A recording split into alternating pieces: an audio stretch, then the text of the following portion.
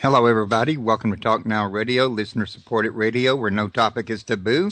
And we are brought to you by Revolution Radio, listener-supported radio where information never sleeps. Before we get the show on the road, which my guest today is going to be Chris Keeler, if I'm pronouncing that correctly, I hope, we'll be talking about holistic medicine, or as he often calls it, quantum medicine. We're going to go into some detail about that. Would like to remind everybody, though, that shows like Revolution Radio and Talknow Radio need your support in order to stay on the air and stay censorship free.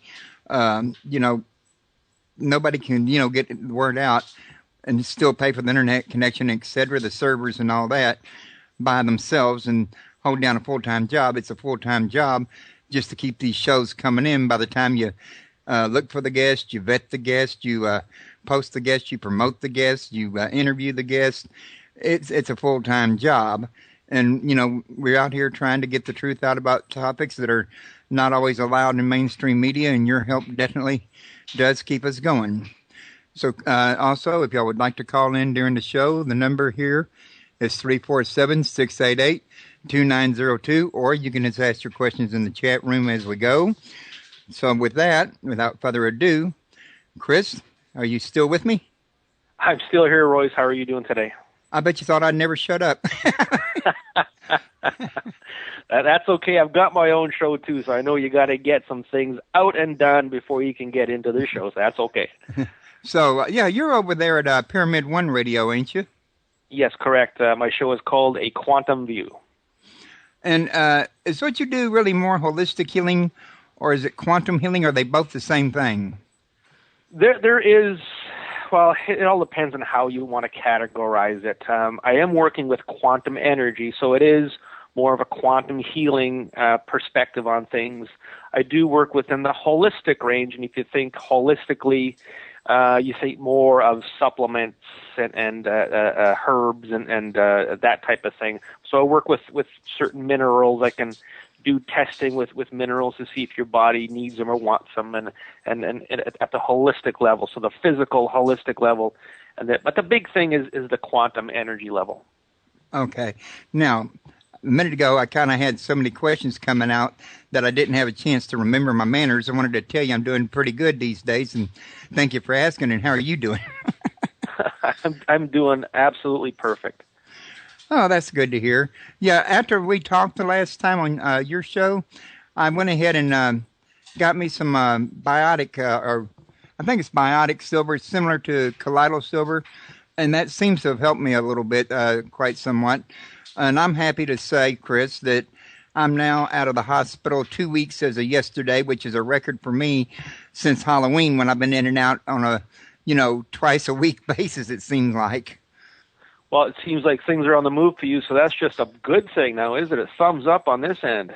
Well, yeah, and each time I went in, it was with the same thing, Pseudomonas pneumonia, and the reason for it was that it had colonized inside of my body, and, some of it would activate here, some would activate there, some of it remained dormant, and it was just enough to keep me getting sick back to back, in other words.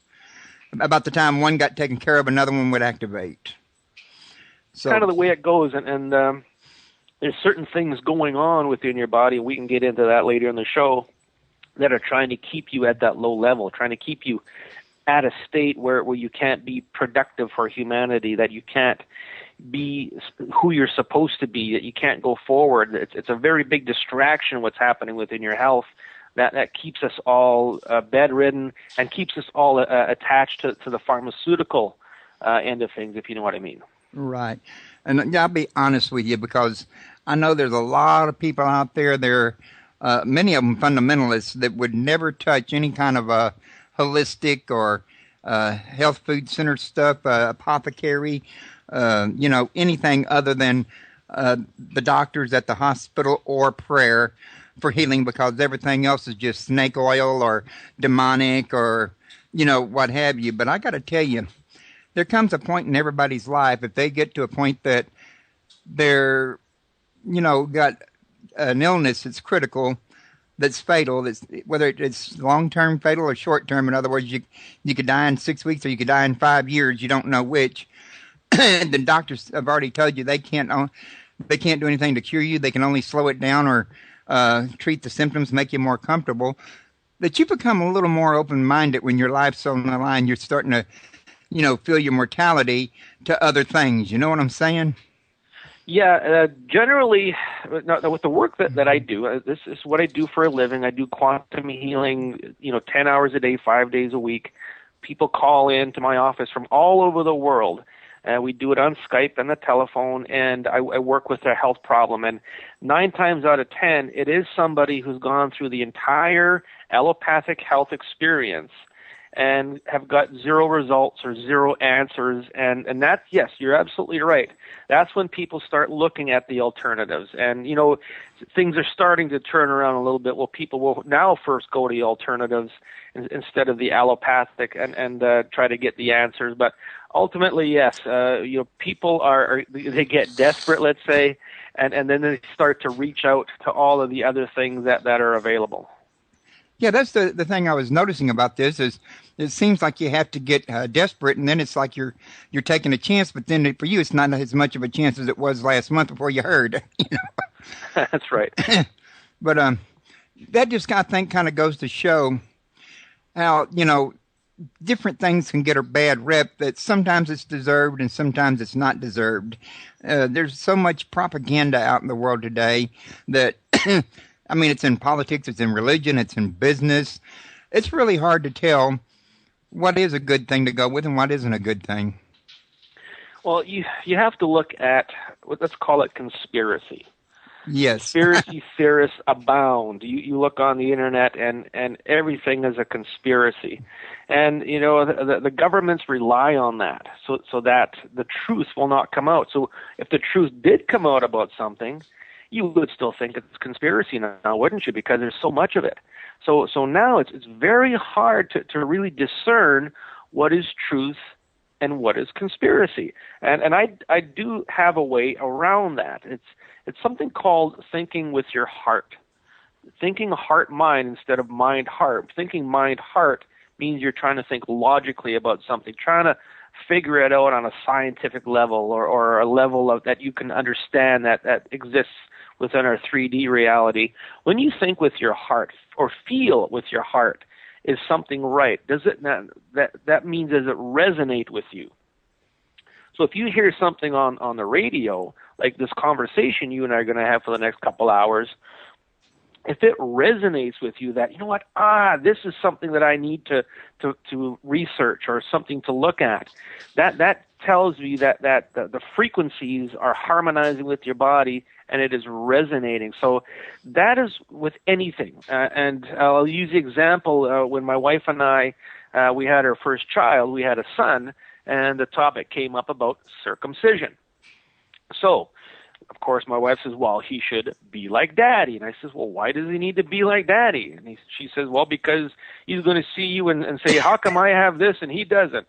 And so, my thought, my feeling in my heart was, no, we do not circumcise.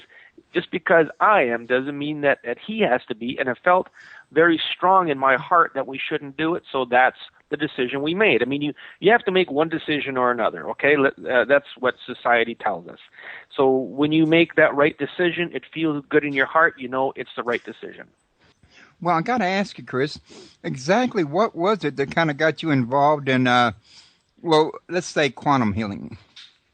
Well, it's a bit of a long story, but it's a good story, and I get this question a lot, and I love telling it because it has a lot of heart to it. It was about 9 years plus ago that my first wife passed away. She had a rare disease called scleroderma, which is an autoimmune rheumatoid arthritis type of health issue. And before I got into this type of work, I was in the printing industry. So I ran $1 million printing presses the size of a city block. I did this for 30 years. This was my trade. This is what I love to do. It was, very much an artistic almost type of work. And when she passed away, it enabled me to financially retire. So, printing is a very hard on your body type of work. In a single night, I would lift about 15 tons of paper. So it is very hard on your body. You work long hours, shift work, and that type of thing. So my financial planner looked at me and says, "Chris, what are you doing working? Look at what you got in your portfolio." And I just took his advice and abruptly stopped working. So the old saying goes, one door closes, another door opens. So here I am. I've got no work to do. I'm only 47 years old, and I need something to do because I'm sitting around in my backyard drinking beer, and that ain't such a good scenario. So I started taking a course on how to become a personal trainer. I've always been into, going to the gym and working out. And then halfway through that course, I met somebody who does this type of work. Went into his shop, let's say, did a few modalities with him because I thought, well, if I'm going to clean up my body, I might as well do it right. Let's do some detoxing. He showed me a lot of these different things that he does with muscle testing, foot bath detoxes, and that sort of thing. And I really felt like this is something I should pay attention to. Something was telling me in the back of my mind, and it was my spirit guides at the time that were saying, pay attention to this, Chris, because this is you. So I stopped taking this course to be a personal trainer, and I started going into this guy's store every day, and he would teach me how to do these things, how to muscle test, how to check for nutrients and minerals. And I was picking it up very quickly. He commented, he says, "Chris, you're a natural at this. You should be doing this for a living." I thought, I'm retired. I just want to, spend some time and learn something new. Then I started meeting people in other parts of Canada, in Alberta, that do more of the energy realm of things. There's muscle testing with herbs, which a lot of people do, and it's very, very precise. But then I met somebody who does radionics and energy work, and I looked at that and said, whoa, here it is. Here's the brass ring. So I bought myself one of these radionic devices, started taking a few courses in this, started taking some courses in quantum touch and various other things. And long story, a little shorter, is all of a sudden things are working and people are knocking on my door at my house saying, "I hear you can cure diabetes and asthma." And it's like, okay, yeah, come on in. And it started to become a bit more of just something to do, and it started turning into something where I can actually help people looking for answers. And then I started thinking about making it into a business. Let's make this what I do during the day. And now here I am today, 8 years later. I've got a full clinic. I'm here 10 hours a day, 5 days a week, and I work with people nonstop all over the world. And we are actually helping them with their health problems, no matter what it is. We're able to use the pendulum that I use and the charts that I've developed to actually find out what is your health problem, why do you have it, and how do we clear it out.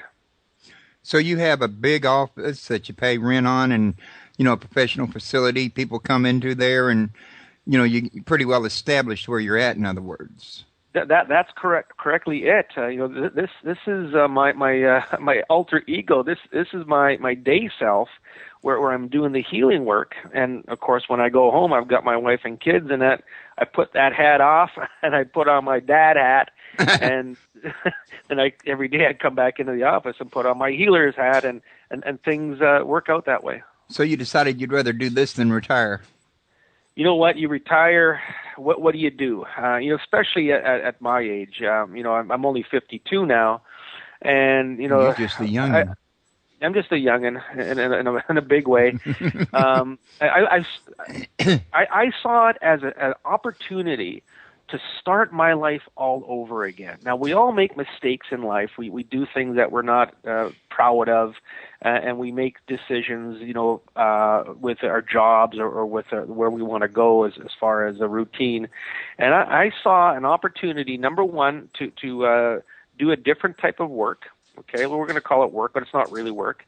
So I got out of the printing industry, which was lots of messy ink and toxic solvents and heavy lifting and bad hours, to something where now I'm helping people with their health problems and actually making a difference, and also started a family at 50 years old. So I met somebody else. She's 15 years younger than me, and she says, "Chris, if we're going to be together, we're having kids." And I said, okay, let's have kids. So how many people out there can say that at 50 years old they had an opportunity to restart their life all over again and get it right? Really? I mean, actually, I'm a bit of a youngin' too. I'm a bit of an older youngin' than you. I'm 55. But I don't seem to be getting a chance to restart mine and do it right, not with my health the way it is. Well, with a bit of luck, we can get you there. I'd have to undo a lot of things that I regret from the past, because like you say, I think we all did some things that we regretted.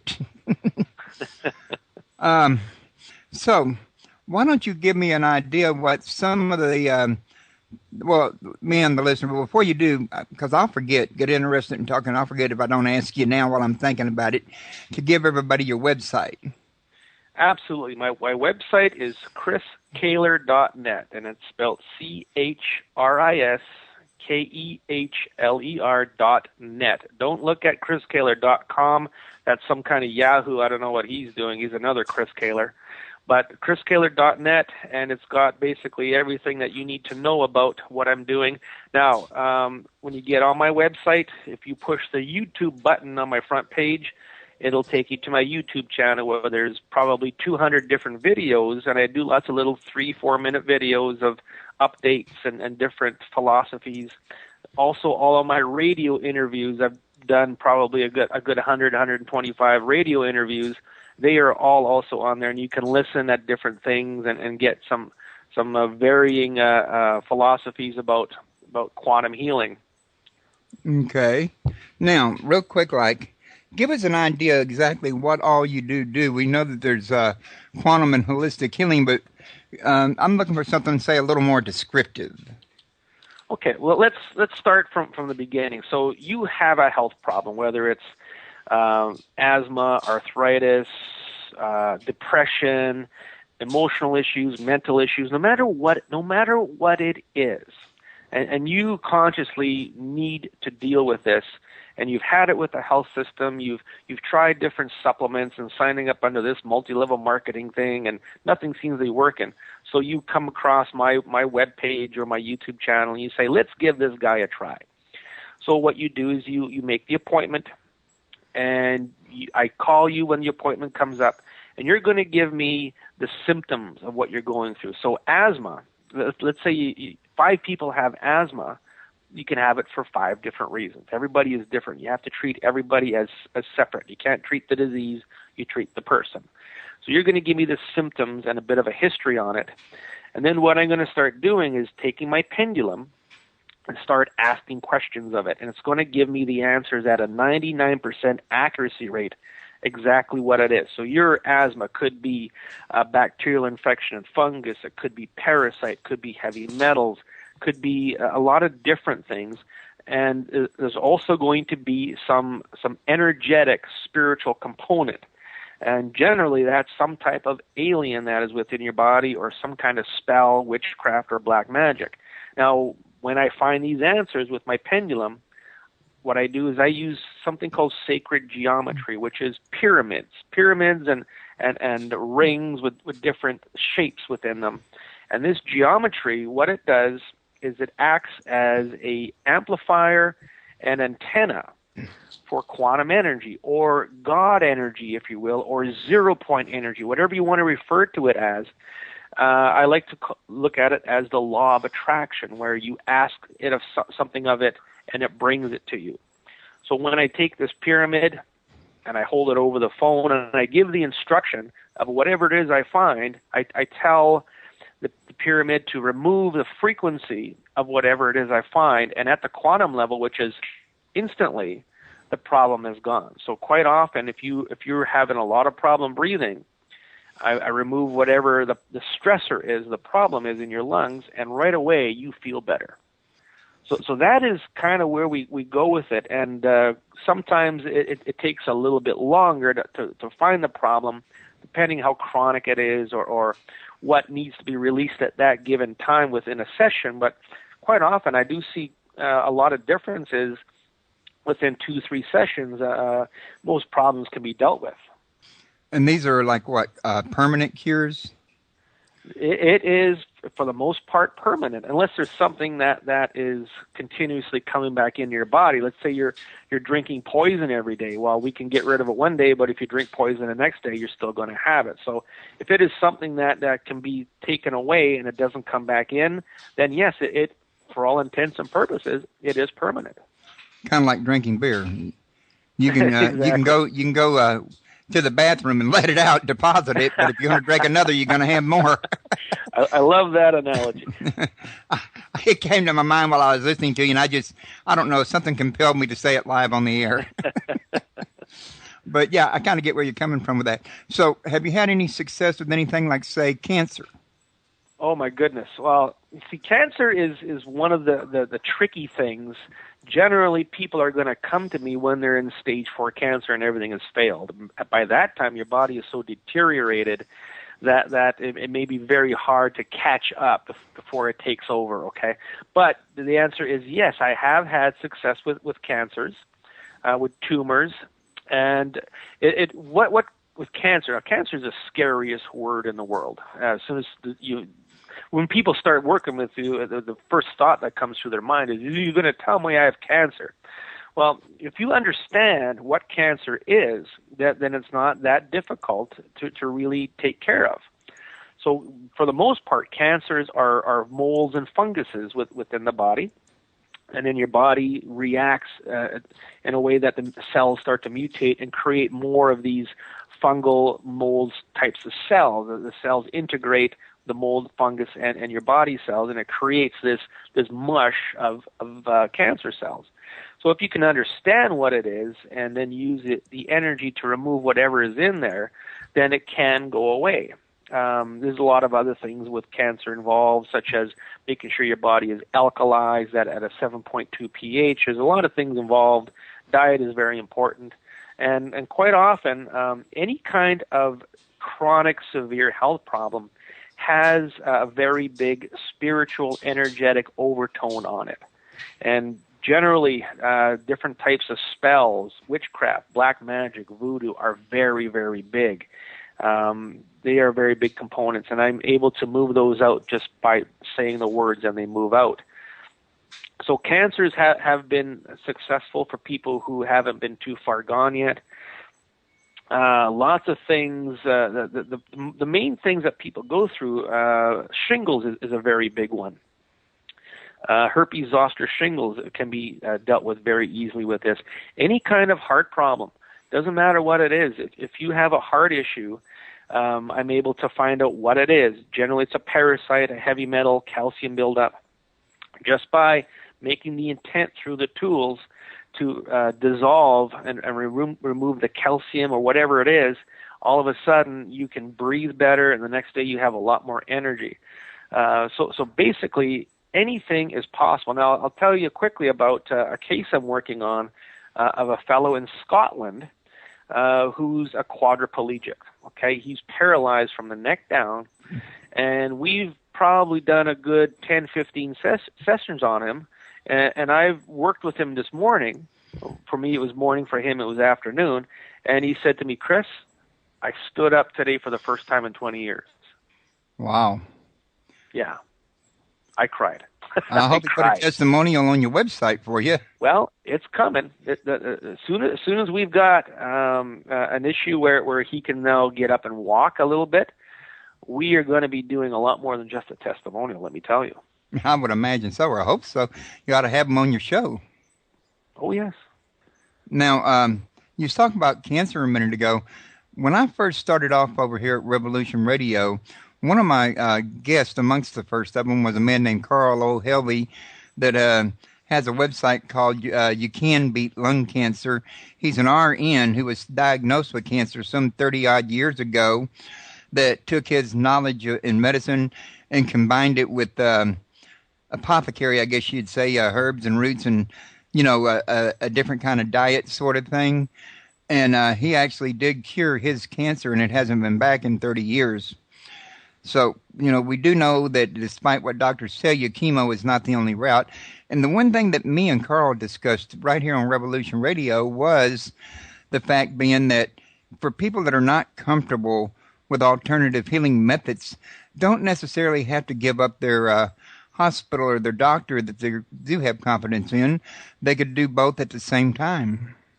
Well, what I always recommend to people, and this is just being morally correct and not trying to sway people from allopathy, is that if you have cancer, do everything that you can to beat this. So if it means going for chemo and radiation, do it. I encourage you to do it, but also change your diet, do some energy work, and do everything you can to beat the problem. Otherwise, you're sounding like pretty much a hypocrite if you say, "Oh no, all that other stuff isn't going to work. You need just to do this." No, my thoughts are is to do everything that you can, everything that you feel you need to do. Now, if I told you not to do chemo, not to do radiation, I'm basically breaking the law. I'm doing something where it'll be very frowned upon by the medical community, and there could be people knocking on my door saying, we need you to stop what you're doing, otherwise we're going to take you out to the back and we're going to shoot you. Okay, that's happened to people. So morally, I need to tell you, do everything you can, but also legally, I need to make sure that you know that it's your decision to do whatever you want, and of course I am in agreement with anything that you want to do about it. Which I think that's very good advice, to be honest with you, because let's face it, the same thing don't always work for everybody. I mean, you hear cases where chemo doesn't work at all. You hear other cases where it gets partially remitting, and then you hear other cases people say that, matter of fact, Joel Osteen's mother was one of them, had cancer, and she credited it to prayer, but she was getting chemo at the same time, so we really don't know which one or both of them to combine didn't do the trick. But her cancer went into remission and never came back. Well, you know what? At the end of the day, Royce, it doesn't matter what you did. Is the cancer gone? That's the only thing. There you go, right there. The bottom line dollar. As long as it's gone, it doesn't matter how it got there. Exactly. Now, when I'm doing my work, when I'm using my tools and I'm making the intent, it is a form of a prayer. I'm asking the universe, I'm asking God, I'm asking love and light, I'm asking 0 point, whatever you want to call it, to come in and remove this problem, to heal this body. I'm making that request. So it is a form of a prayer. So does prayer work? Well, absolutely. There's no doubt. So, but also the intent of the prayer is very important, and how much heart resonance do you put in that prayer? There's a lot of things that do count when you're doing that type of request, let's say, to remove a health problem. Well, yeah. I mean, think about the fact that, let's say you might have a big success rate with cancer and other illnesses using your form of prayer, as you call it, whereas other people would have no success at it at all. Just because somebody can't do it wouldn't necessarily mean it can't be done. It could just mean, like you said, there's varying factors that may be happening different between you and this other person, in other words. Yeah, let's take a for instance. Investigate that. Yeah, when I'm using my pendulum, the series of charts that I've had, I've developed myself, and it gives me instructions on what to do. First, you remove this, then you do that, and do that, and do that. If you miss a step, that could put everything into the toilet where it's not going to work. So it is very important to follow the protocol very closely, the way I've designed it, in order to make sure it's done right. So using the right words at the right time with the right tool on the right area of the body, it is very important. So yes, the culmination of everything together is very important. Well, do you think there's also anything involved with, say, some people might have parts of them activated that are dormant, and others that in regards to prayer or other spiritual gifts like psychic abilities or anything like that? Well, the way that works, now we all have some kind of gift. Mine is a gift of healing. Some people might have a gift of being a psychic, where they can, get information from spirits and then relay that information to somebody who needs it. We all have some kind of gift, okay? And now there are dark forces out there, and it's generally extraterrestrials like gray aliens, reptilians, and archons that love to put a filter on these gifts so that they're not quite as powerful as they could be, or they might be infiltrating through that gift in order to have it work against you, or have it work through them so they can siphon off the energy. There's a lot of consciousness out there that loves to play with the human race to see what happens and to have a nice big laugh on our account. So, yeah, there are things that can definitely manipulate that gift or manipulate things that are happening.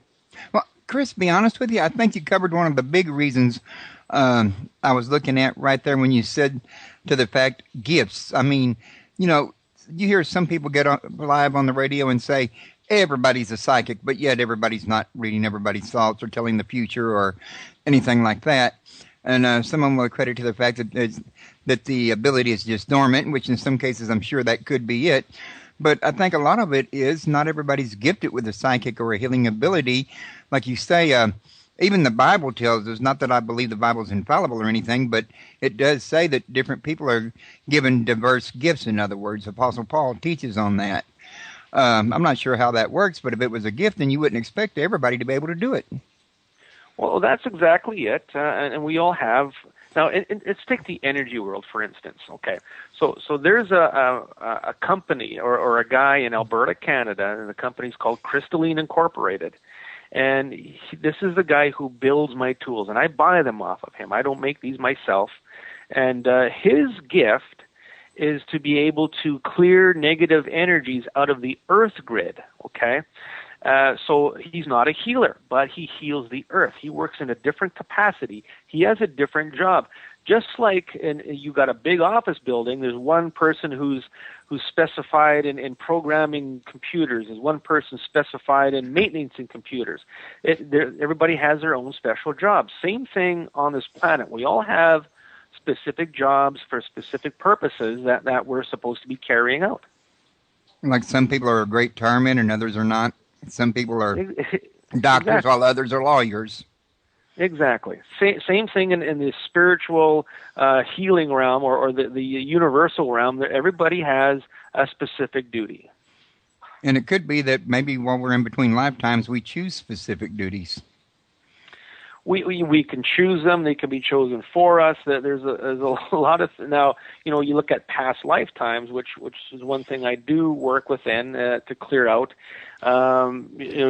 Somebody if somebody was Jesus, back in the day, and now here they are reincarnated in another human body. That person may have may be a very good carpenter. That person may be a very good healer or a good teacher. Could have an aspect of what was back then, okay? I know I've interviewed a guy, oh my goodness, about 6 years ago back at Blog Talk Radio that said he was reincarnated John the Gospeler. Very well could be. Yeah, you know what? With the work that I do and the things that I find within it, I don't dismiss anything, okay? When I work with certain people of a high vibrational rate, sometimes I find that they at one time or the spirit within them is of a Sumerian king or whatever, and when people say that, I say, okay, nice to meet you, but what does that mean? Does it mean anything? Not much. It might explain something as to what you're doing on this planet right now, as far as your work or your help with humanity or whatever it is. It might explain something, but does it really matter? Not much. Right. And what was I going to say? Going with that in there, do you do past life regressions? Not so much regression, but if you're experiencing a health problem and there's trouble with it going away, then what we can do is look into the past lives and see if there's karmic debt that you're carrying. Let's say 10 lifetimes ago you tripped somebody and you broke their leg, okay, on purpose. Now that's a karmic debt you're going to carry. So in this lifetime you're always breaking your leg. Okay, so we can go back and then pay off that karmic debt, ask love and light to pay it off, and then that might change the way things are in this lifetime. Okay. Pardon me, I had to distract for just a quick second there, and I'd put you on mute, and I was just coming back, and I lost my place in the process. Let's go back to your website here real quick for a minute. There was something on there. Okay, yeah, I was looking at the products. Well, actually, let's look at the services first. You got distance healing and crystalline energy tools, healing with pyramids. Why don't we go down some of these and you tell us a little something about them, like distance healings? Well, the distance healing is what I've been explaining, and I work with people all over the world. I'm in Winnipeg, Manitoba, Canada, on the prairies, and I have clients in Australia, lots in the United States, in California, Florida, many people in Europe, a few in China, Middle East. I do work on some people. I'm working on somebody right now in India who suffered a stroke, and this person's in the hospital. So it doesn't really matter where you are on the planet. Quantum energy is moves at the speed of quantum energy, which is instant. So no matter where you are, if we have a Skype contact or a telephone, way to call on the telephone, we can work on you. It doesn't matter, and you do feel the sensations, and you feel the changes right away, no matter how far. If you were on the planet Pluto, if we had were able to contact each other, it would still work just as well because it's quantum energy. So that is the mainstay of my work is being able to do that. The tools I am a distributor for the tools that I use, so I do sell those also all over the world. I ship them everywhere. I just did a big shipment to Singapore. Some people wanted the pyramids and some of the rings that I sell. So I sell the rings. I also the work that I do, I'm also developing a course for it where you can get all of my charts and some of the tools and some training on how to use it, so you yourself can start to do this work and help humanity. Okay. Now, going back to the tools for a minute ago, crystalline energy tools, what are those exactly? Okay, this is the sacred geometry tools that are built in Alberta, Canada. There's a few different types. There is a triple pyramid. If you look on the website, there's a triple pyramid with a sun ring placed in it. And when you use that tool, when you place it over somebody's head and make some intent to remove virus or bacteria or whatever it is that you want to remove, then that tool is going to send in the energy and make the changes molecularly, okay? Same with the rings that I have. They all work within different parameters of an energy field. So the rings will do something a little different. One ring is called the neutralization ring. When you stand over it, you'll actually feel negative energy being pulled off your body as in a form of heaviness, or you might be very off balance, and that is moving energy out of your body. Okay. And you've talked some about the healing with pyramids. Is this just any kind of a pyramid or anything you could, like, say, make a pyramid out of cardboard or anything at home and it'll work? Or do you have to have crystal pyramids? Or? Well, pyramids, there's a lot of different concepts.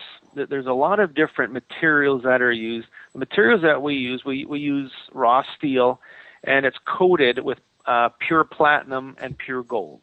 Okay, so the gold and platinum coatings do create a certain resonance of energy. Okay, so that is important. Nick Edwards, the pyramid man, he makes his pyramids out of titanium arrow shafts. Wow. Okay, so, yes, but he charges his with a Tesla coil, so he's putting energy within them. So there's many different concepts and ways to do it. Some people will make a large pyramid out of copper piping, copper plumbing, and they'll sit within it and meditate. Okay, so there's many different ways to do it. Now, cardboard, I don't think would be a very good conductor of energy. Yeah, I was about to say what we're looking for is things that conduct energy. It's a conductive of energy, yes, and metals, different metals in different combinations work very well. Copper is conductive of electricity, so lots of people like to make the copper pyramids. Now, what's important about the pyramid, and we've had some revelations in the last 4 or 5 months about pyramids themselves. If you look at the pyramids of Giza, the geometry of that from tip to base is an angle of 1.61 degrees. Okay. Now, what we've realized is that angle of 1.61 degrees is something that locks the Earth into 3D. So, locks the Earth into three-dimensional, okay? We want to go further than that. We want to go into fourth dimension and 5-dimension with these energy tools. So what we've done is we've adjusted the angle of the pyramids we use to 1.72, which opens a doorway into 4D and 5D where more deeper healings can occur. How did y'all find out y'all could do this? Just experimenting? Well, yeah, basically, the Crystalline in Alberta has been doing this for many, many years, and when I met him, he had his products developed, and I just bought some off of him, and he gave me some training on how to do it, and I just took them myself and started using them my own way and found success with them.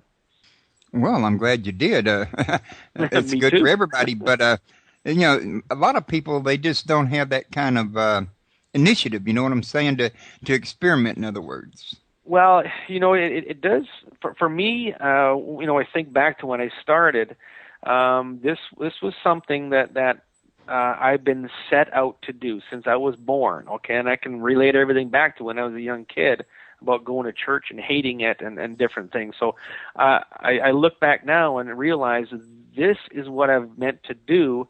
And when I started doing this work, when I started getting into it, it was eating away at my finances pretty darn quick. But I never gave up because the passion was there, the drive was there to do it and make it successful. And a lot of people, they'll start something and say, you know what, this ain't going to work. I'm bored. I'm giving up. I never got bored with it. I always needed to ask more questions, get more answers, and go deeper down the rabbit hole. You sound like me. To find out what this is all about, because it was just something within me that needed to know this and needed to make it work. Just dying of curiosity till you did find out, and if you didn't find out from one source, you'd go to another source. Well, pretty much it, yes. That's what it's been like for me. That's why I was able to, you know, key into it. And like you, I never was particularly fond of church as a child either. You know, the whole thing, even as a young child, struck me as phony. You know, wasn't real, devoid of any spirituality. And now that I've grown up and I've done a lot of research into it, I know why it did that. But that's another story and another long show further down the road. Now, I also see you got something on here called radionics that is news to me. What can you tell us about that? Okay, radionics is the use of frequency. Everything within our body, everything around us vibrates at a certain frequency. And with the radionic device, and there's many, many out there, and a lot of people are listening going, yeah, I know what radionics is. Radionics will vibrate out or cancel certain frequencies within something specific. So with a radionic device, we can put I have a code book with many different codes of what everything is. So the code for your liver might be 26 by 72.4. So when you put these codes into the machine and you turn the machine on, whatever the last code you put into the machine against your own frequency, which can be a voice frequency or a hair sample or saliva, will cancel out whatever frequency you want to cancel out of the liver. Let's say it's infection or hepatitis or parasite. It will vibrate it out. Very much the same way as when I use the energy tools. Instead of saying a prayer, you're just canceling out at the quantum level, whereas you use the tools, you're making intent and saying the prayer for it to happen. So it's two different ways of doing it. Now, the radionics, I've gotten away from using that because the tools and my intent are much more stronger and precise. But what I do like to use the radionics for is to charge certain things with energy, such as silicon wristbands. There's a silicon wristband that I have, and it's got little holograms within it. And what I do is I'll take that wristband, put it within the device, and charge certain things within the wristband to make something happen. A couple of wristbands I have that are very successful is one for balancing female hormones. So if you're the type of woman that when your monthly comes along, you get a lot of cramping, a lot of mood swings, when you wear this wristband, it really smooths that out. So it's a nice, easy week of the event that you're going through. Another one that I have that works extremely well is the sleep band. If you're a person who has difficulty falling asleep because you have lots of anxiety, this wristband helps to calm everything down so you can have a full night's sleep. I do sell a lot of those on my website along with the female hormone balancing bands. And then I also use the radionic device to create your medicine. So I can take any kind of homeopathy frequency, any kind of herb frequency or essential oil frequency, and radionically put it in the wristband. So all you got to do is wear a wristband and you're getting your medicine. I've heard of people using particular types of wristbands for healing before, but before we go on, I don't want to lose this here question that's in the chat room by causation. He was wanting to know, do you ever use three-sided pyramids? I don't use three-sided pyramids. The tetrahedron, I do think we have one through Crystalline. I know they used to have one. But no, I've never used a tetrahedron before. Oh, are those also called tetrahedrons? I believe that's the term for it, yes. Oh, that's pretty interesting. Because you're talking about geometric shapes here, and, you got geometric measurements and everything else that was, all this stuff was also very important to the ancients. I mean, I've read that the gods had to actually tell them where to put their temples, which way to face it, and what geometric measurements to use, the whole 9 yards, shapes and all. So it seemed to be important to the ancient gods and the ancients as well.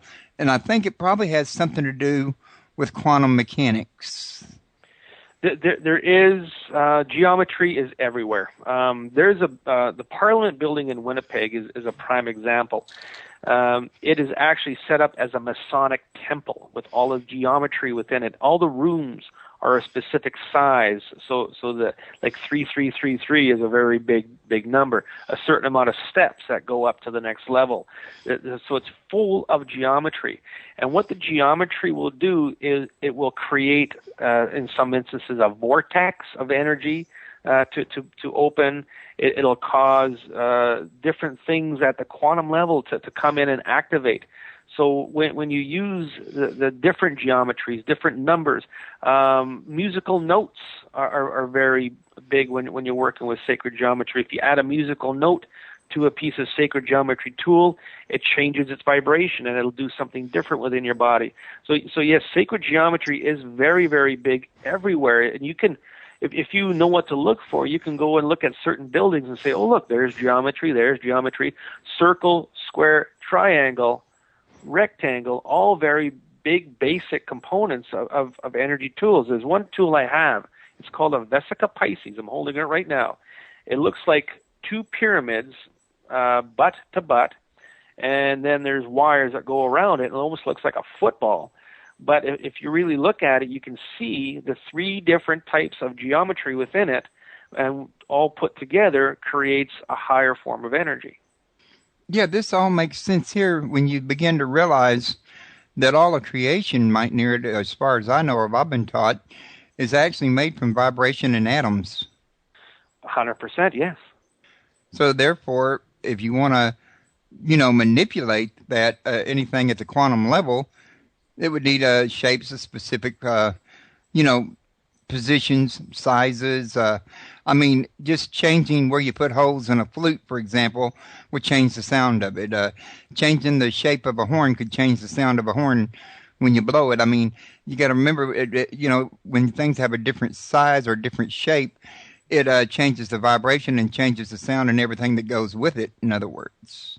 That's exactly it. And you can look at that concept, or you can look at the concept where the pyramid or the tool is the flute with no holes or anything to change it, but your intent that you put in it changes the vibration. Now, real quick, I noticed that they're going to be going to break time here in about 3 to 5 minutes, so we don't want to get off into anything too long and have it interrupt it. But you might want to give out your website one more time before we forget. And if there's anything else you want to give a quick throw out there, now would be a good time to do it before the break starts. Okay. The website, again, is chriskaler.net. I'm on Facebook. Just do a search on me. I'm on Facebook. I'm on YouTube. I'm very easy to get a hold of by email. My email address is CKEHLER100@SHAW.ca. If you email me today, I will get back to you later tonight. If you have any questions whatsoever about how I do my work or can I help you with certain things, feel free and ask. I'm here for you. I'm here for humanity to help with any kind of problem. My ego is, I have a good-sized ego, but it's a positive ego. So, I love to hear from people, and I want to help humanity here. I didn't know there was a such thing as a positive ego. Why not? We're human beings. We have to have ego. Oh, no. I knew we had egos, but I always associated egos with the negative side of us and soul with the positive. That's a big misconception. People always think the ego is a bad thing, but it's actually it can work for you as long as you don't get too cocky about yourself. My wife is the biggest advocate of that. She says, "Chris, don't say those things." When somebody says I have a certain health problem, I look at them and say, "Oh, I can fix that." She says, "Please don't say that because you're sounding a little cocky." But that's just my ego saying that I'm very confident that I can help you with your problem. Well, it's funny you should mention that. When I went to work for Remco TV some 25-odd years ago, they gave me this little test. And part of the test, they wanted me to write down 10 things that were positive about myself that I thought about and 10 things that were negative. And I had put on the list of the negative arrogance. But to them, they found that to be a positive quality. So go figure. Yes. Yeah, it does make you confident. Yeah, I think that's probably, the whole thing about it was the arrogance that made you confident. But I think it also, even though it's got a positive aspect, can also get you into trouble. Well, there goes that there music. So I guess that would be a good time to go to break, and we'll take up our conversation again when we come back. You folks just sit back, enjoy the break time music, or go get you a drink or some coffee, whatever makes you happy. Okay, everybody, welcome back. When we went to break, I got a call from area code 605. Was not able to take it at the time. What a lot of people may not be aware of is when you call in, we're using Skype here, and we answer the phone, it bleeds through on the break music and, kind of interferes with it a little bit there. That's why I couldn't take the call. Now, the caller has called back already, so I went ahead and brought him in as the break time music was ending. Caller, go ahead. You're live on the air. Yeah, hi. I'm sorry to bother you. I was just trying to get you guys' website to check it out. I just tuned in and I missed it, what you guys were saying. So I appreciate the work that this man does and more interested into looking at his website and some of the things that he has to offer. Yeah, thank you very much. The website is chriskehler.net, CHRISKEHLER.NET. KEHLER? Yes. Dot net?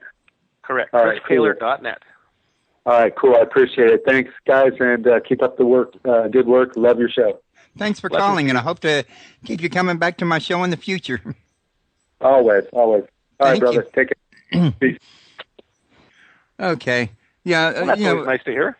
It was nice to hear. And, like I say, most people aren't aware that, you have things that you got to go by that you can't just, bleed in on the break time music like that. It just, most people are expecting to hear the break music right during that time. But at any rate, going back to where we were at, and I could use your help here, Chris. I kind of lost our place. Can you help bring me back up to speed?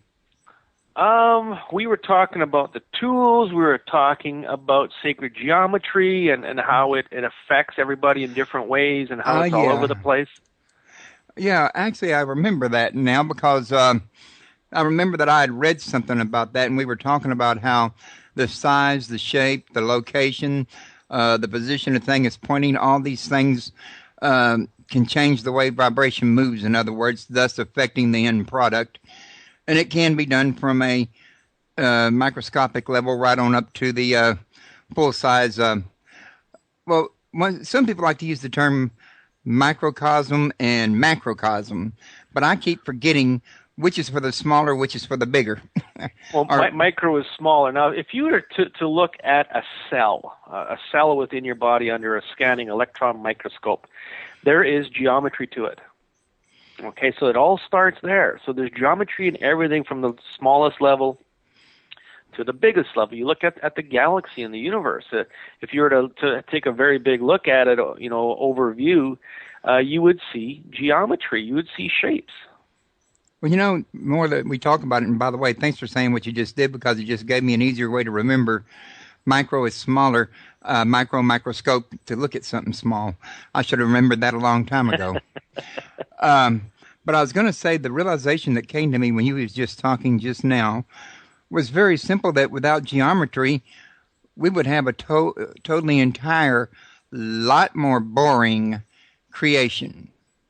Well, geometry, there's dimensions to geometry, just as there's dimensions to us. If we existed on a one-dimensional level, we would be completely flat and not be able to go side to side or up and down. Because like I said, boring. Yeah, exactly. It'd be kind of boring. Be like, I can't do anything today. I can't do anything forever. But on a third dimension, we can see around us. We can go up and down. We can go all over the place with 3 dimensions. Now, when you're talking about dimensions, there's something very huge that is coming up I'm going to touch on briefly, and that is the dimensional consciousness shift. That is going to happen most likely tomorrow. Here's what I'm talking about. That's soon. The 5th dimension is something that a lot of people in the spiritual, energetic realm have been talking about for years, okay? And what it is, it's a shift of consciousness into a higher level of knowledge, okay? So it also means that our planet, ourselves as humans, are going to become quarantined, where aliens and different influences from different dimensions and universes cannot affect us anymore. If you look at every health problem in the book, they're all affected one way, shape, or form. There's a component of negative energy or aliens, one way, shape, or form connected to it, okay? So the whole consciousness shift into another dimension is going to create a very big shift in humanity itself. So you've got different dimensions, have different types of energy, different consciousness. The same thing within sacred geometry has got different types of consciousness to it. And it's just a matter of learning how to use these energies. It's a matter of understanding. We all know how to use them. It's a matter of opening up the memory vaults of knowing how to use it. Because before there was any pharmaceuticals, before there was any pills, before we got into this whole realm of chemicals and allopathy and that type of thing, we had sacred geometry. There was wizards, way back when in the 1200s that could conjure up basically everything and anything and do different types of manifesting with it. They're able to use all of these different dimensions and sacred geometry and different ways to make things happen. And that's all been suppressed. It's been suppressed over the eons to bring us to a dumbed down edition of humans as what we are now. That's a entire show by itself. I am serious. I don't know what all you know about me, Chris, but I've spent many years reading up and studying through the library, books and television, documentaries, radio shows, a lot of different forms about the early church and the ancient religion, mythology, and that sort of thing. And there's definitely been a suppression of information going on for many, many millennia now. And a lot of it was to deal with the things dealing with magic and geometry. And, can't have magic without geometry, actually, which we're talking about now. But it had to do with people that if they had the knowledge and nobody else had it, they had the power. Correct. So they got to be the rulers, in other words, because they had something that nobody else had. Yeah, you can make something happen just by thinking about it or saying the words to create it. If you can do that, well, of course, people are going to look at you as a god or somebody of higher consciousness, somebody who is better than you. So you bow down to that person, and that is completely wrong. Of course, I don't want nobody ever bowing down to me. I want if anything, you're gonna buy me a beer or something. But people back then, yeah, they were revered as a god, as something that was brought down from the heavens to do things. That's kind of the way it started. Yeah, and you know what? I think you and me could probably do a fantastic show on this here topic and go in more depth because you sound like you know quite a bit about it as well. But that would take us away from the initial purpose for today's show. I would not mind, however, if you wouldn't, doing a separate show somewhere in the future on this other topic. Well, I'm quite sure we could manifest something that, couldn't we?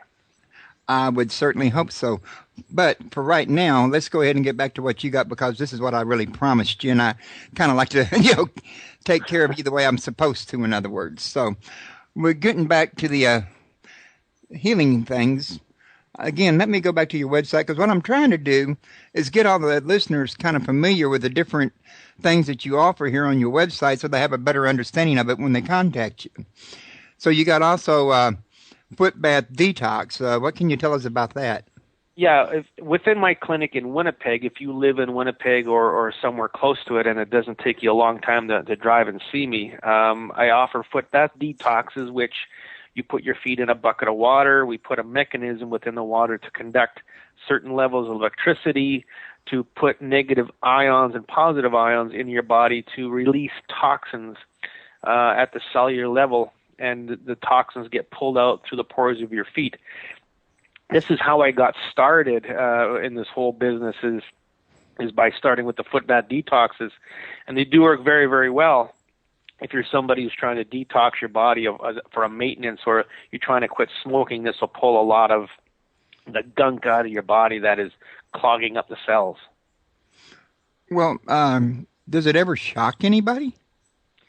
Some people might get a tiny bit of a tingle, but the amount of electricity is very, very low. The volts and the amps are quite at a low level that actually harmonize with your body's voltage. So for the most part, most people probably wouldn't notice it very much anyway. It'd be like maybe a crawling on the skin or something like that? Something like that, yes. Okay. And then you got live blood analysis. What can you tell us about that?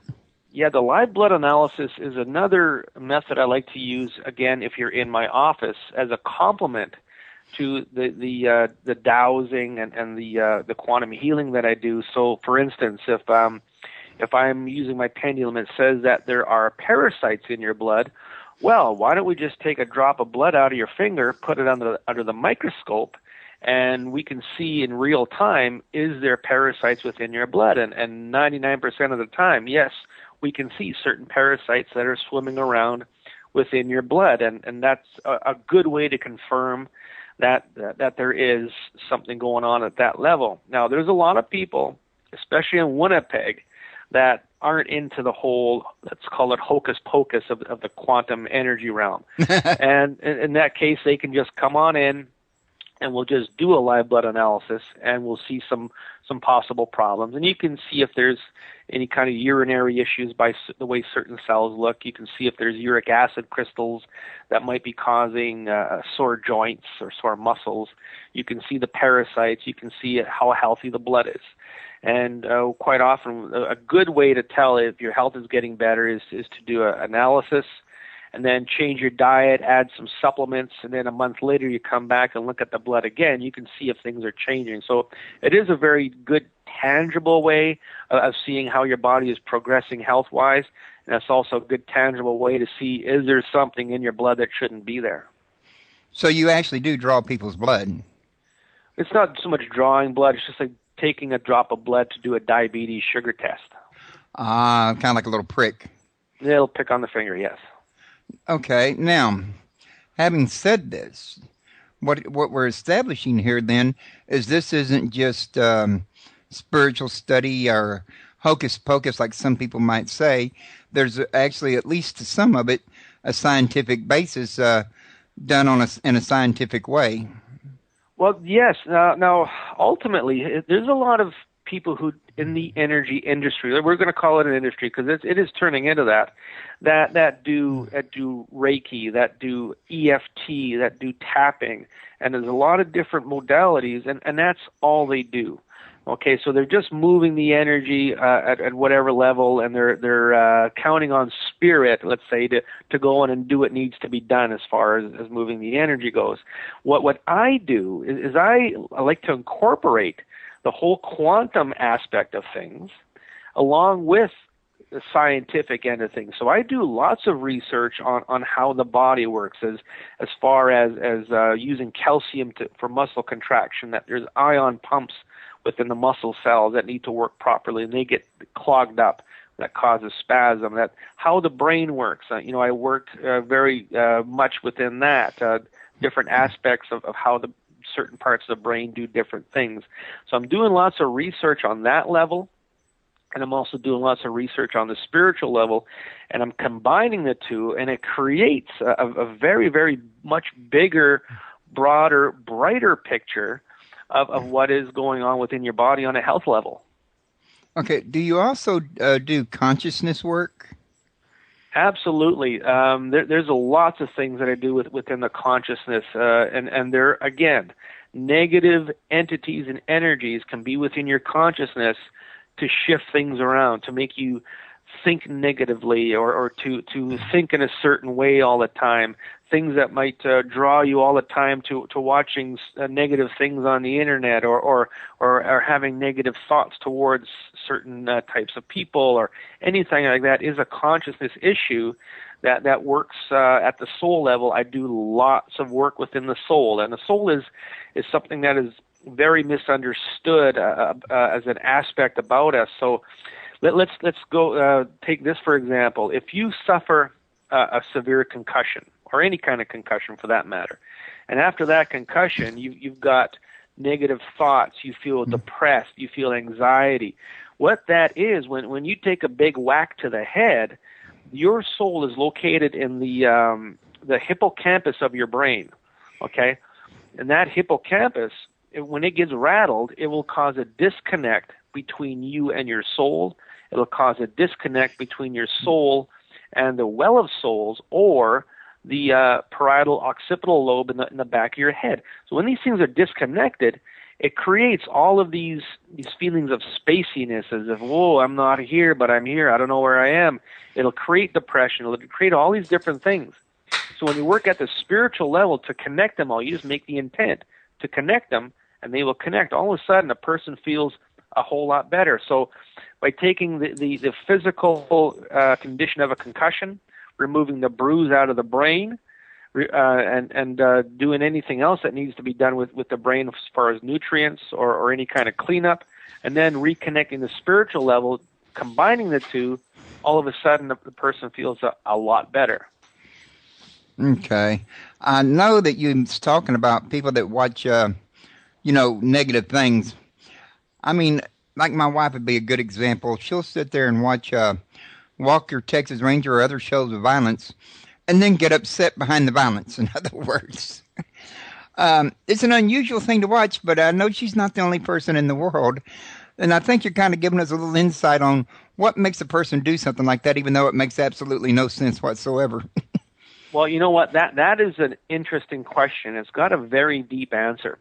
If you consider emotions in general, okay, hate, anger, fear, all these emotions are created by certain types of TV shows, by certain types of things going on in your life.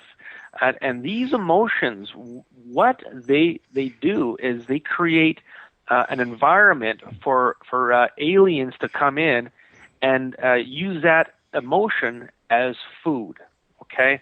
Let's talk a little bit about aliens and emotions. It's a very big concept where, as humans, we plant crops, we farm animals, and we eat physical food.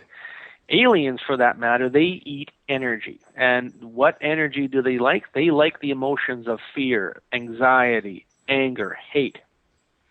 When there's a war going on and there's death, a lot of death within a war, they are feasting on all of that energy that is going on. That's why wars are created. That's why famine is created.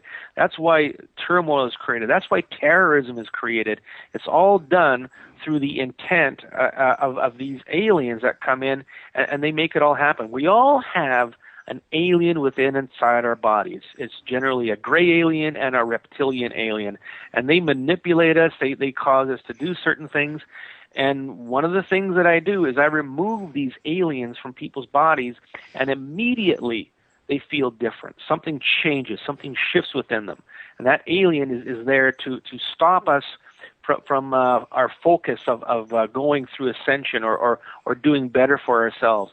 These aliens will cause distraction. They'll cause a pain within our body that we're always focusing on that pain, so we can't focus on what is really there or see past the matrix, that type of thing. So the whole emotional concept of things is created so that these beings can have sustenance. That's really very interesting to me, Chris. I mean, and again, I'm not one of these people that think the Bible's infallible, but I do bring it up anyway because I do think some of it is right and some of it's wrong. Not only that, oftentimes people remind me of things that I read in the Bible that I think is applicable to the conversation. And this is one of those things that when we read the Bible, it talks about the big fall and the tempting of Eve by the serpent. And, because before that time, supposedly, everything was all good. There was no evil. The world was just hunky-dory. It was perfect. This feeding process you're talking about, that would be reason enough alone to want to cause mankind to fall into sin to get them into this kind of situation and out of the perfect situation, don't you think? Well, my view on the whole Adam and Eve scenario, and I got a Bible sitting right next to me. Sometimes I refer to it. There's a lot of clues within the Bible about our existence. Yeah, I would agree with that. Yeah, I look upon the whole Adam and Eve scenario as a metaphor for humanity choosing duality, which means having knowledge of the dark side, of having knowledge of what is dark and deep within us. That some people go into these houses where there's sex orgies going on all the time, and there's occult rituals going on, and they go into that dark, deep area of their psyche.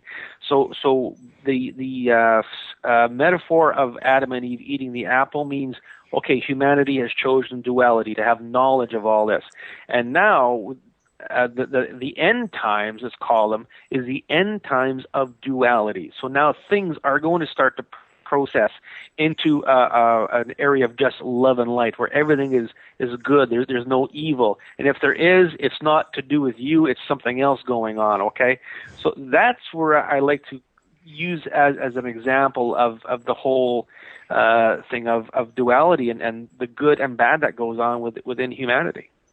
It sounds like a more in-depth explanation of what I was saying, but a very good one, I think.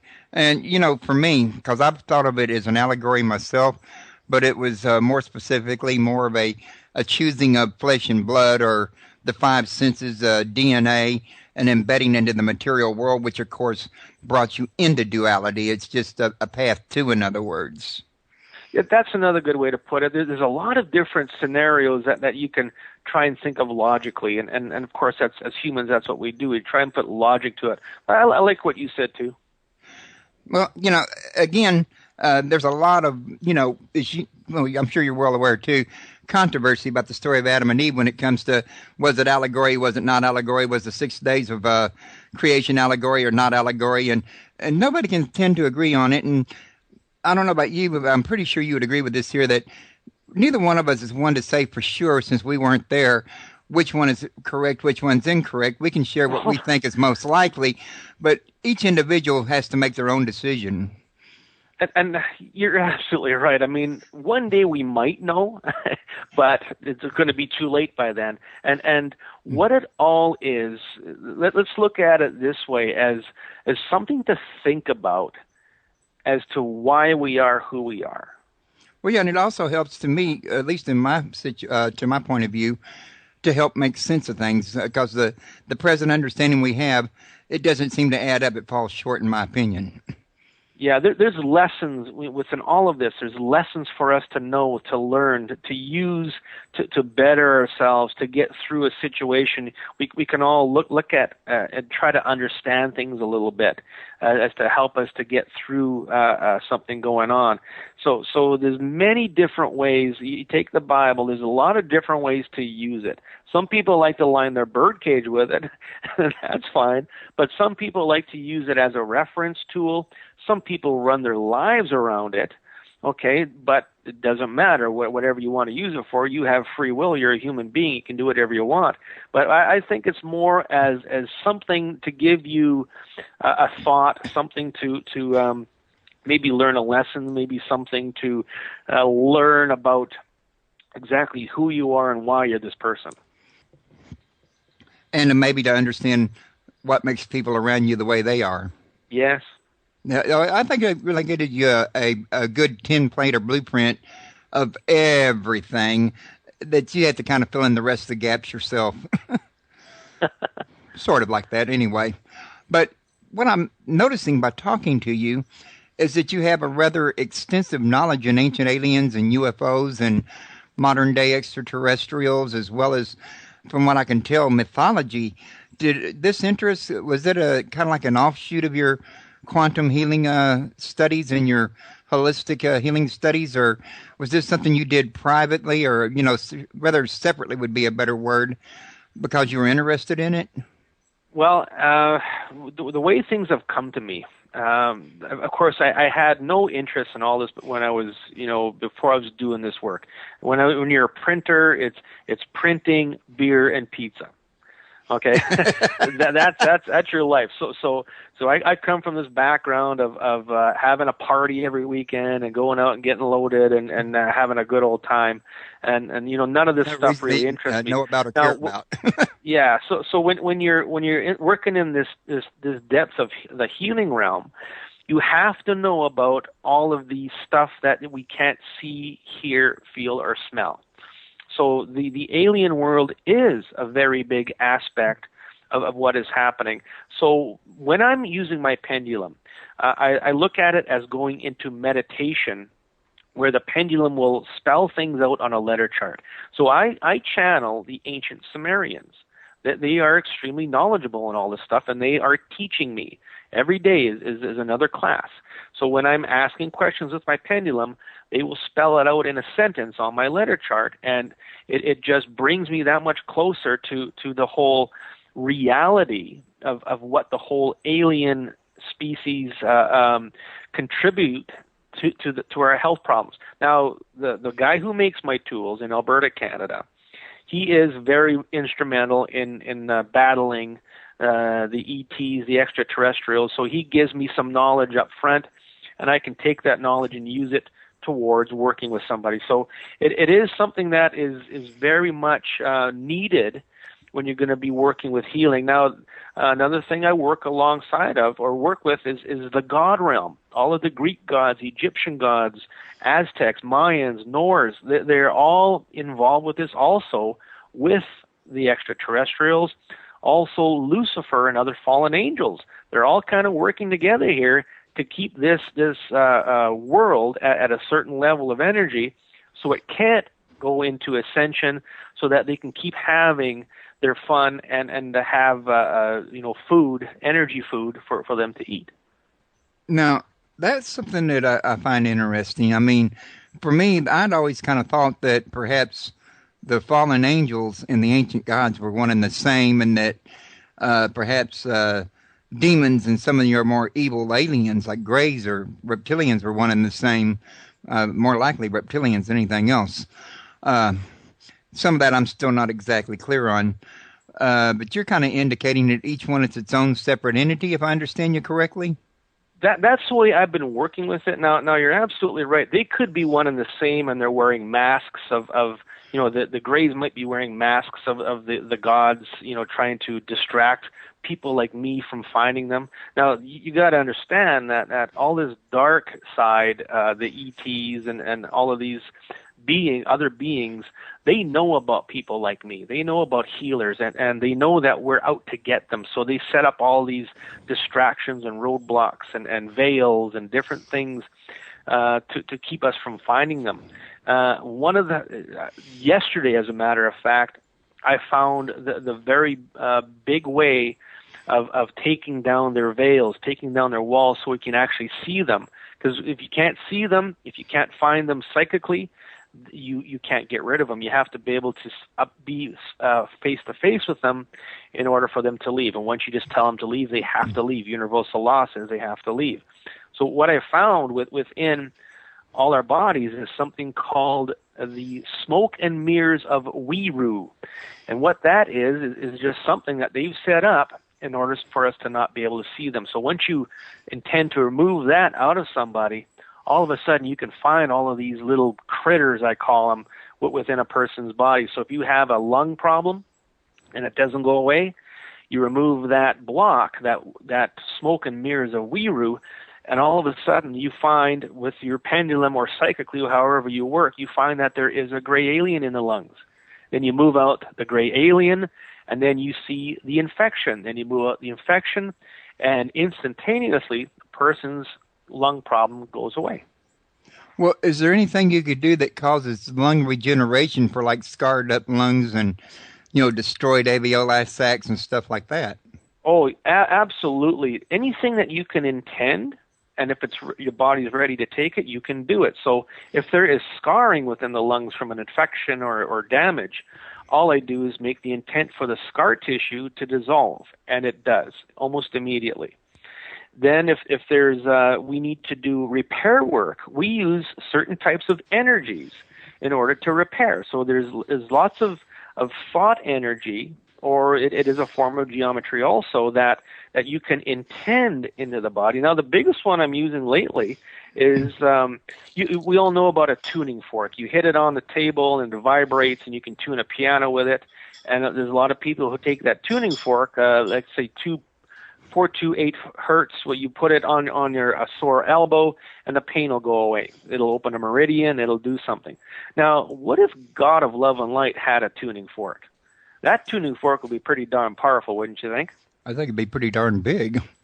So what I do is I intend, I make the request to use God's tuning fork, and then I tune it to a specific musical note, whether it's A flat, C high, D flat. I put whatever the pendulum tells me as a musical note to add within God's tuning fork, and then you put it within that area of the body, and then that body starts to resonate at a healing frequency, and things repair itself. And I think one of the things to remember here, while you're talking about that, and I'm pretty sure you would agree with this one, is that sound is a vibration, and it's important to remember that because it's the same sound or vibration that can break glass. A lot of people may not agree with this, but it could also displace gravity, making things that are very heavy extremely light to move. You know what? Sound is frequency. Okay? Frequencies can be used to do everything and anything, and that's what we're doing. At the end of the day, this is all changing, manipulating frequency within your body. Quantum frequency, quantum energy. There's so many different ways to view it, but it does come down to sound and frequency and vibration. And you're doing that all at the microscopic level, and it's manifesting on the macrocosmic level. That is a good way to put it. Yes. And a lot of people, I don't think, get this here, but I know that I've read a thing on Elizabeth Clare Prophet's site, I think it was, and she was saying that she had actually used similar forms of energy from her consciousness to actually manipulate her DNA, in other words. It kind of helps if you got a pimple you want to get rid of, or a mole or something like that, in other words. Oh yes. I mean, I do this every day. I work in people's DNA. I dissect the DNA. I work within the epigenome, which is an activation area within the DNA. If something attaches to that, it will program the DNA to do something. A lot of scientists are researching the whole epigenome phenomenon, and I'm working within it. I can change the chromosome within your body. I can change the gene. If you need to move something negative out of it, like a curse or a family spell or some kind of dark energy, it can be moved out of there. It can be vibrated out. So I'm working deep in the DNA. I'm working deep in the brain, deep within the soul, at any dimension. It doesn't matter. As long as you can understand it and know how it all works together, anything is possible. So we no longer need surgery for a sex change operation. We can now do it with quantum healing. Well, yeah, I'm not going to regrow an arm. When you said chromosome, you gave me the idea. My sense of humor can get pretty wicked sometimes. I appreciate that. But we only got like close to 20, 25 minutes left, and I don't want to miss a chance here to talk about some of your products, give people a little idea of what you carry here. And I'm looking at shungite water stones. Can you tell us what they are or anything about them? Okay, shungite is a mineral that was discovered maybe, I'm thinking like 10 years ago or so, and it has a lot of the properties of carbon. So if you look at it, it's black. It looks like carbon, but it has a lot of healing powers to it. Now, it does do absorption. The shungite water stones, when you take a vessel of water, like a carafe, and you put the stones within there, then you fill it with water, the stones are going to purify the water about 99%. It's going to take any fluoride and chlorines and any kind of toxin out of the water. And it does work very, very well. I've done testing where I've taken tap water, and then I've taken that tap water, part of it, put it with shungite stones for 3 days. Then I take both samples to a lab and have them test it. And there is differences in the testing. There is certainly a lot lower toxins, much lower toxins in the shungite water as there is in the regular tap water. So that is one very good aspect of it. And what else it does is it adds a healing energy to the water. Now, the story goes that this one town or one place in Russia where this mineral is mined, there's a lake that has a lot of it within it. People go swimming in this lake, and they come out, and a lot of their health problems are gone. Okay, that's one of the stories I've heard. I mean, I'm sure it's been blown up to some proportion, but that's the power of the water. Now, the shungite does have consciousness. If you were to take a glass of shungite water and you were to tell that water with intent to do something within your body, it would go in and it would do it. So if you took a glass of water and said, detoxify my liver, you drink the water, the shungite will go to the liver and begin to detoxify. You'd have to do it quite a few times, but it would work. It would certainly help your body in that aspect. So, of course, you drink the shungite water. It is going to draw toxins out just the same way it does when you put it in a water vessel. It's going to draw the toxins out. And we've proven this by taking the shungite stones, put them in a plastic vessel, measure the total dissolved solids before and then 3 days after, and the total dissolved solids go way up because the shungite is pulling the toxins out of the plastic. So we've proven that at a scientific level that something is happening with this mineral. So it will add basically all of the elements that your body needs, and on the mineral level, it will remove toxins out of your water. It does have the capacity to do healing. So there's a lot of really good aspects about shungite water. Okay. Now, for the next thing here, crystallized sun ring. I've never heard of one of these. Actually, I've never heard of any of this stuff you got on your website, so I'm getting educated here. Okay. Well, yeah, the crystalline neutralization ring and the crystalline sun ring are two products that I sell like candy on my website. A lot of people are very interested in them because of the healing properties that they have. They're a small personal size ring. Now, I do have larger ones of the same design that I use in a professional atmosphere, but the small rings are a personal size. Now, the neutralization ring will pull all the negativity off of your body. It'll kind of shake the tree and get things started so that more deeper healing can happen. And when you stand over this ring, align it with your spinal column, you will feel energies coming off of your body.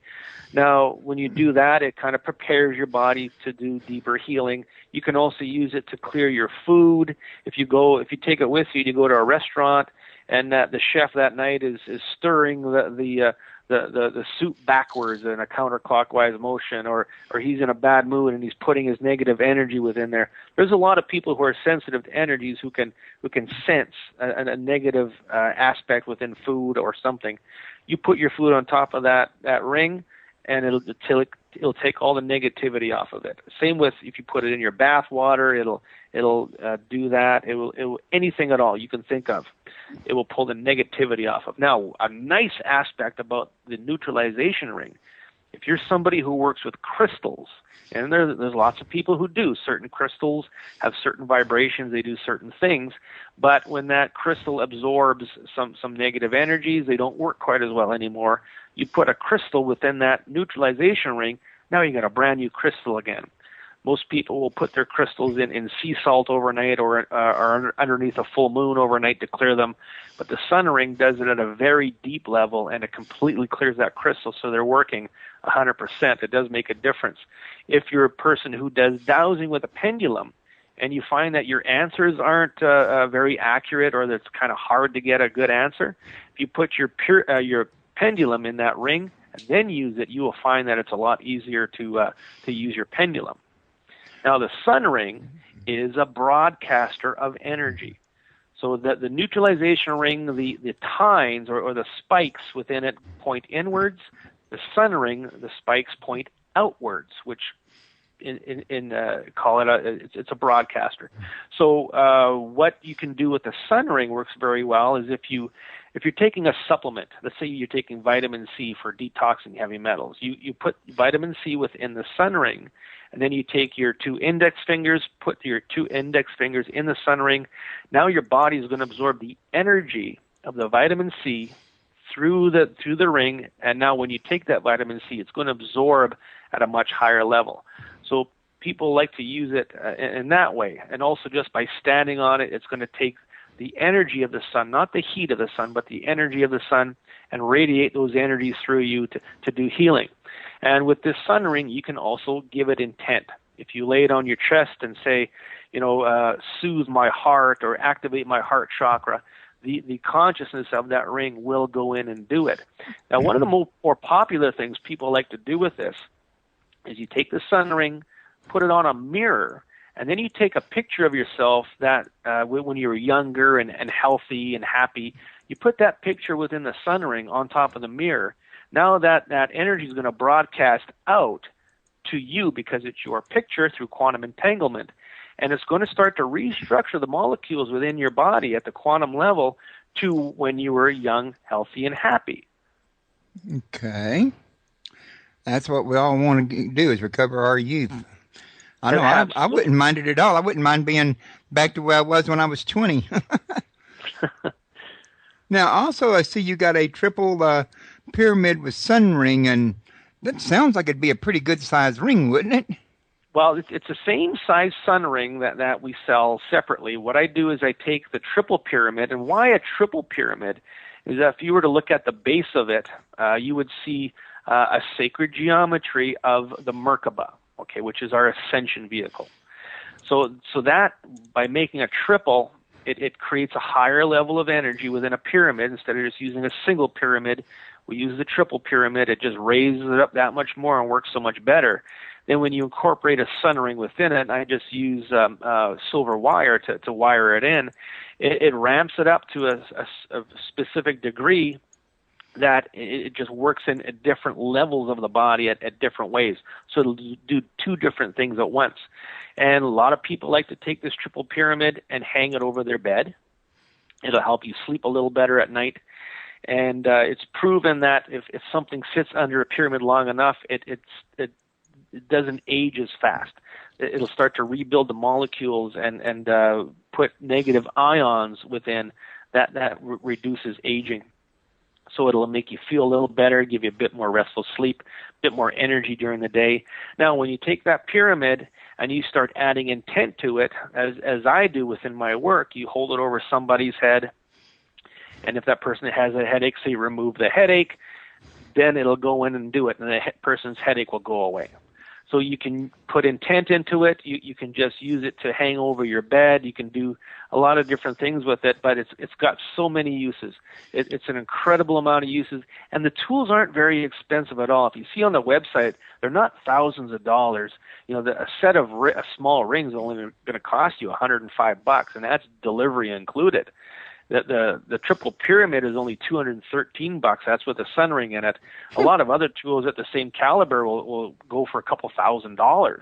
So we're not putting a lot of markup into it. There's not a lot of middleman involved. I buy them straight from the manufacturer, and I pass the savings on to you. So you're going to get a very high resonating, powerful tool at a very low price. And speaking of price, I want to talk about the prices for my services. A lot of people doing my work will charge $100, $150, $300. I only charge $60 a session, because at the end of the day, if you've got a bad health problem, you don't have a lot of money, and I'm not going to make $1 million off of you. I'm going to make $1 million off 1 million of you. Okay, so you make it up in quantity. Exactly. Let's help humanity. I don't want your money. I want you to be happy. But at the same time, you got to survive too. You got to survive. Okay. Now, I'm listening to you here, and one thing I keep hearing you say quite a lot is intent, and that's sticking in my mind here because I've never really given a lot of thought to intent when it comes to, like magic or healing or other things. But the more that I hear you say it, the more it keeps coming to my mind that intent must be a vibration, and vibration is what changes. Well, intent can be used with heart resonance. So if you're putting love within your intent, okay, then it changes the vibration to a much higher vibration that it's got more capability of doing something, whatever you want to manifest it to do. So everything that we do is intent. I intend to find a job. I intend to love my wife. I intend to kick the heck out of that person for slicing the tires of my truck. Everything is intent. Okay, so when you use specific high vibrational intent within healing, that's when it does its best work.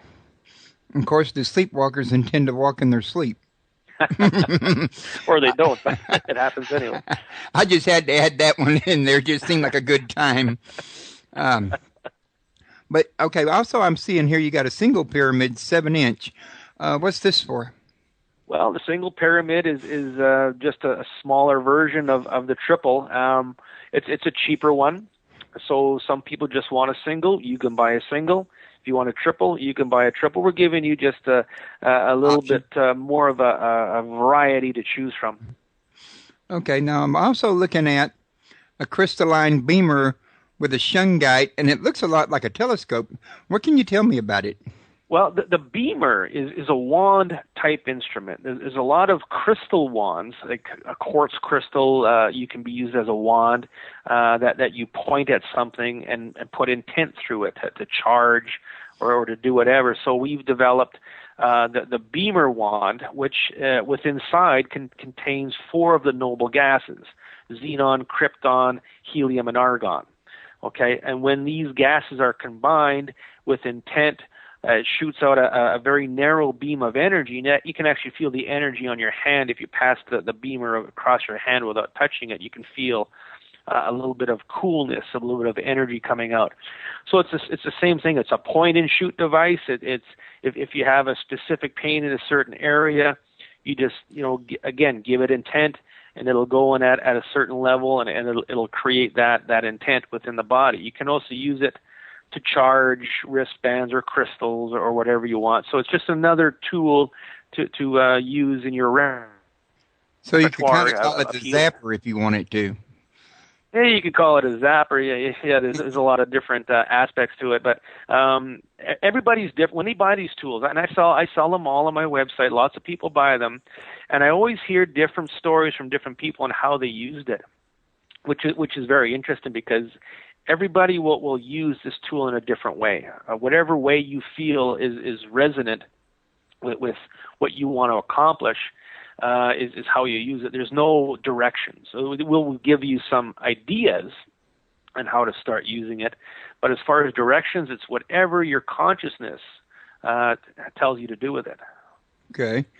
Now, here's something I'm looking at that I've heard a little something about, but not in the form of liquid, but rather is kind of like a white gold, and that's liquid light monatomic Ormus gold water, which I'm sure you could get it in it. But from what I've read about it from Lawrence Gardner, he's passed away now, but that this here stuff has some very, very unusual properties that it can disappear out of this dimension and reappear later. If used, I think the powder can. I don't know about the liquid or not. but maybe you can fill us in. And I mean, is this just a liquid form of the same powder?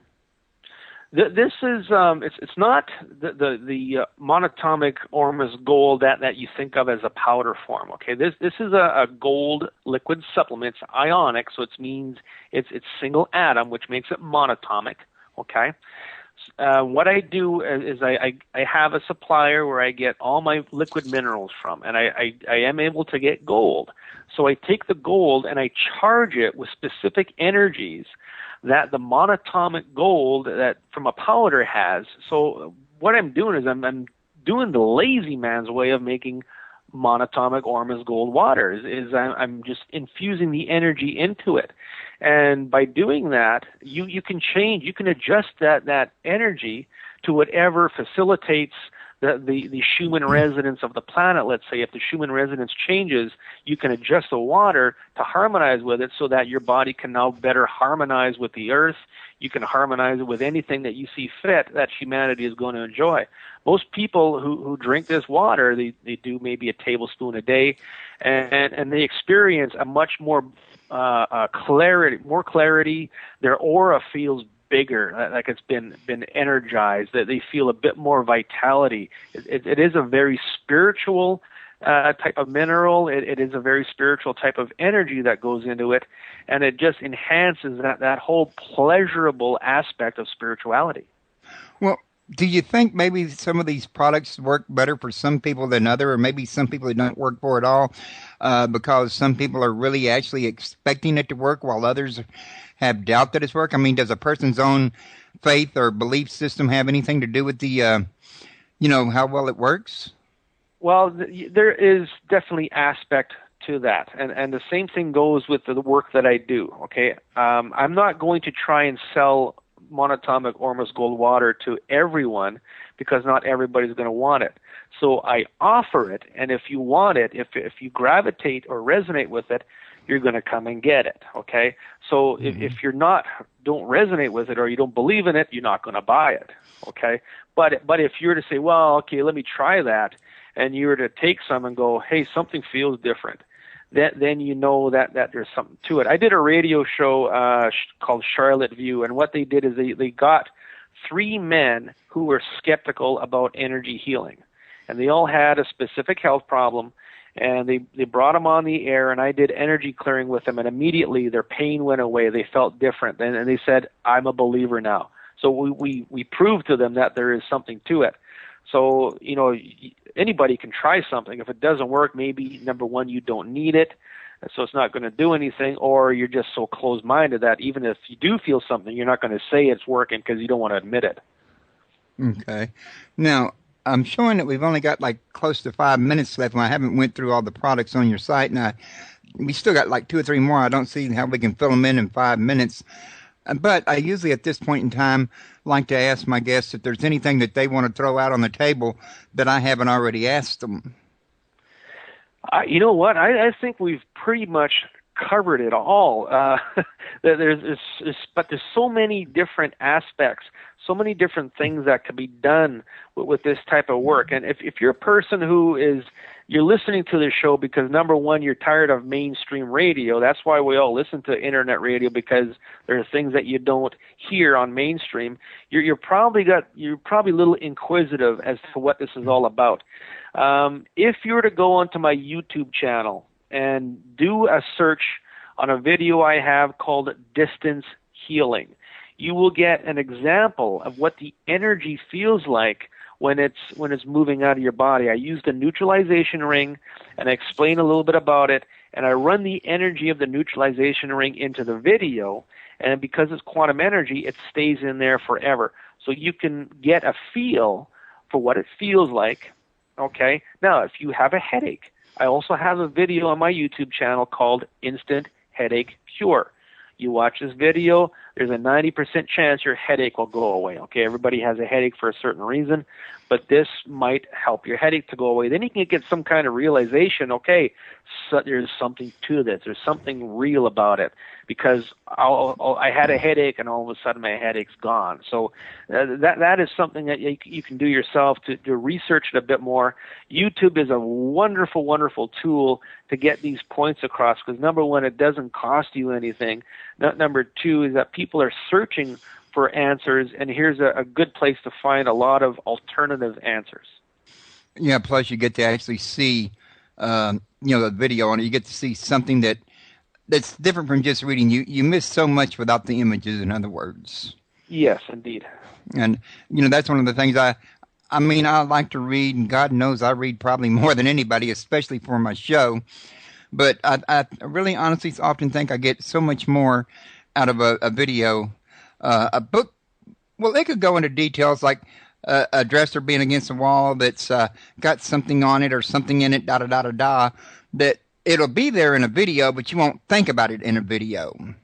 Well, when you're reading something, you're using your imagination to visualize it. As humans, we have to be able to visualize things. So to understand something, if I'm explaining all this to you, you're trying to visualize it in your mind, and you're trying to put the pieces together to understand it. When you're watching a video, well, that's what it looks like. That's what it is. So when you're working with a visual aid, it's a lot more easier to understand. Which leads me to another question, by the way. Do you have any workshops or any classes? Now, good thing you asked that. I am going to be offering the work that I do.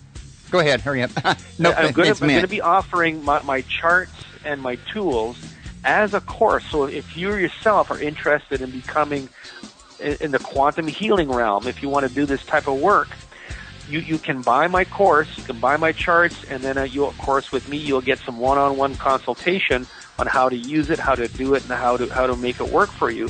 That is not available yet. It's going to be available hopefully in a month or so. It will be on my website, and I will be making announcements on YouTube and through Facebook and on my website that it's available. It'll be under $1,000, but the potential with it is huge. Okay, thanks for that, Chris. Remember, everybody, it's www.chriskeeler.net. I don't have time to spell it, unfortunately, but I did post it in the chat room once, I think twice. For that, I'm going to let you guys go. Thank you for coming to the show, and I hope to see y'all again here next week when I interview Gerald Posner about Take a look around. God's Bankers. Y'all have a good day. Homes being foreclosed.